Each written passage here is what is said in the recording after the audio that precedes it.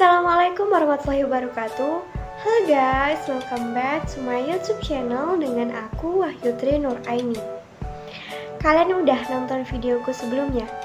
Kalau belum, aku saranin kalian untuk nonton video-videoku sebelumnya sebelum kalian memulai video ini. Sekarang kita akan membahas manajemen kurikulum. Sama seperti sebelumnya, di sini aku membuat video sebagai pemenuhan tugas mata kuliah pengelolaan pendidikan dengan dosen pengampu Bapak Dr. Muhammad Kristiawan MPD. Langsung aja yuk simak videonya. Di sini kita akan membahas 8 submateri pokok. Yang pertama ada konsep dasar, yang kedua ruang lingkup, yang ketiga prinsip dan fungsi, yang keempat komponen kurikulum, yang kelima perencanaan kurikulum, yang keenam model implementasi kurikulum, yang ketujuh pengembangan isi kurikulum, dan yang terakhir ada evaluasi kurikulum. Disimak ya. Kita akan membahas konsep dasar manajemen kurikulum. Jelas banget ya, kurikulum itu nggak asing lagi kita dengar. Tapi kita belum banyak tahu apa itu kurikulum. Di sini aku bakalan bantu jelasin. Kurikulum adalah seperangkat rencana dan pengaturan mengenai tujuan, isi dan bahan pelajaran, serta digunakan sebagai pedoman penyelenggaraan kegiatan pembelajaran agar untuk mencapai tujuan pendidikan secara efektif dan efisien. Jadi, manajemen kurikulum adalah sistem pengelolaan atau penataan terhadap kurikulum secara kooperatif, komprehensif, sistemik dan sistematik yang dijadikan acuan oleh lembaga pendidikan dalam rangka mewujudkan ketercapaian tujuan kurikulum atau tujuan pendidikan. Nah, apa aja sih yang ada di dalam kurikulum tersebut? Ada dua hal yang meliputi ruang lingkup manajemen kurikulum. Yang pertama ada yang namanya KTSP, yang kedua ada yang namanya MBS. Kita bahas dulu KTSP. KTSP atau kurikulum tingkat satuan pendidikan lebih mengutamakan untuk merealisasikan dan merelevansikan antara kurikulum nasional dengan kebutuhan daerah dan kondisi sekolah yang bersangkutan. Manajemen pengembangan kurikulum di sekolah terdiri dari 4 tahap, yaitu tahap perencanaan, tahap pengembangan, tahap implementasi, dan tahap evaluasi. Penyusunan kurikulum ini dilakukan oleh satuan pendidikan yang berdasarkan pada standar kompetensi lulusan, standar isi, standar kompetensi, dan kompetensi dasar yang dikembangkan oleh Badan Standar Nasional Pendidikan atau BSNP. Yang kedua ada MBS atau Manajemen Mutu Berbasis Sekolah. MBS adalah pendekatan dalam pengelolaan pendidikan yang lebih menekankan pada kemandirian dan kreativitas sekolah atau satuan pendidikan. Untuk dapat meningkatkan mutu pendidikan melalui MBS, pengelolaan sekolah harus didasarkan pada 8 standar nasional pendidikan, terutama standar pengelolaan. Selanjutnya kita akan membahas prinsip dan fungsi manajemen kurikulum. Ada apa aja sih prinsip-prinsip kurikulum tersebut?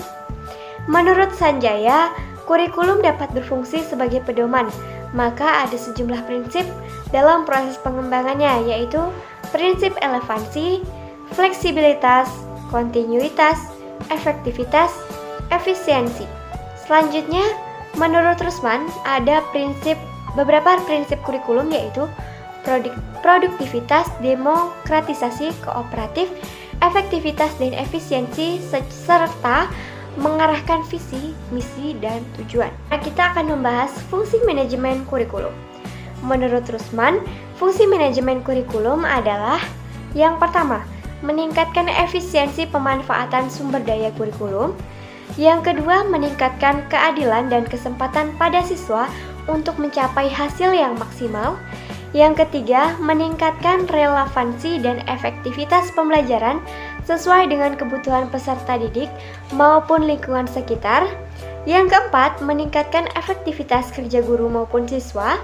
Dan yang terakhir, meningkatkan partisipasi masyarakat dalam pengembangan kurikulum. Di dalam kurikulum terdapat 4 komponen-komponen penting. Yang pertama adalah tujuan yang ingin dicapai oleh pendidikan. Komponen ini berhubungan dengan arah atau hasil yang diharapkan. yaitu tujuan nasional, tujuan institusional, tujuan kurikuler, dan tujuan instruksional. Yang kedua ada isi kurikulum yang menyangkut segala aspek baik yang berhubungan dengan pengetahuan maupun materi pelajaran yang biasanya tergambar pada isi setiap mata pelajaran yang diberikan maupun aktivitas dan kegiatan siswa. Yang ketiga ada metode atau strategi pembelajaran. Strategi ini berkaitan dengan upaya yang harus dilakukan dalam rangka pencapaian tujuan. Siswa ditempatkan sebagai pusat dari setiap kegiatan ataupun sebaliknya. Dan yang terakhir ada evaluasi atau penilaian pembelajaran. Evaluasi berfungsi untuk mengetahui apakah tujuan yang telah ditetapkan telah tercapai atau belum, serta apakah kurikulum membutuhkan perbaikan atau tidak. Nah, sebenarnya dari mana sih kurikulum tersebut didapat? Kita akan membahasnya dalam perencanaan kurikulum. Perencanaan kurikulum menurut Rusman adalah perencanaan kesempatan belajar yang dimaksudkan untuk membina siswa ke arah perubahan tingkah laku yang diinginkan dan menilai sampai mana perubahan yang telah terjadi pada diri siswa. Di dalam perencanaan kurikulum minimal ada 5 hal yang mempengaruhinya, yaitu filosofi, konten atau materi, manajemen pembelajaran, pelatihan guru, dan sistem pembelajaran. Perencanaan kurikulum juga berfungsi untuk pedoman atau alat manajemen yang berisi petunjuk tentang jenis dan sumber individu yang diperlukan, media pembelajaran yang digunakan, sumber biaya, tenaga, dan sarana dan prasarana yang diperlukan, sistem monitoring dan evaluasi, serta unsur-unsur ketenaga kerjaan yang diperlukan untuk pencapaian tujuan kurikulum. Bagaimana sih cara merumuskan tujuan dari kurikulum itu sendiri? Menurut Rusman, terdapat 3 sumber yang mendasari perumusan tujuan kurikulum. Yang pertama sumber empiris, kemudian filosofis, dan yang ketiga sumber bahan pembelajaran.